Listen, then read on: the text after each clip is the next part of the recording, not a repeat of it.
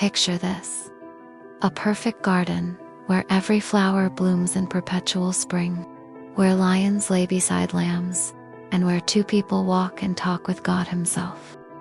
This was Eden, humanity's first home, where Adam and Eve lived in complete harmony with their Creator. But there was one rule, just one. In the center of this paradise stood a tree unlike any other, the tree of knowledge of good and evil. God's command was simple: eat from any tree you want, but this one. It's off limits. The day you eat from it will be the day everything changes. Enter the serpent, the craftiest of all creatures. Now, this wasn't your average garden snake. This was Satan himself, disguised with scales and smooth words. He slithered up to Eve with a question that would change history. Did God really say you couldn't eat from any tree? And then came the big lie. You won't die. God just knows that when you eat it, you'll become like Him. Eve looked at the fruit. It seemed so harmless, so beautiful. The serpent's words echoed in her mind. Knowledge, wisdom, like God.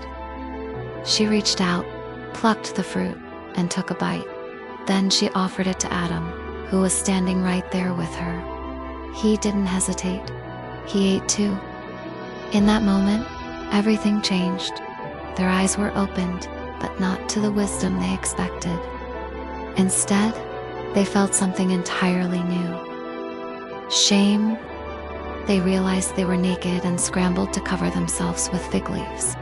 When they heard God walking in the garden, they hid.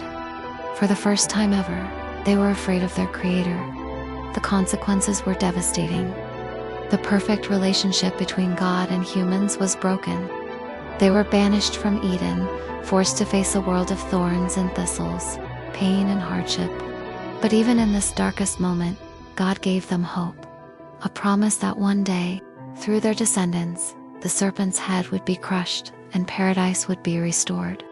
This is more than just an ancient story. It's the moment that explains why we all feel something's not quite right with our world, why we long for something better. But it's also the beginning of an epic rescue mission. God's plan to bring us back to Him, proving that even humanity's greatest failure couldn't stop His greatest love story.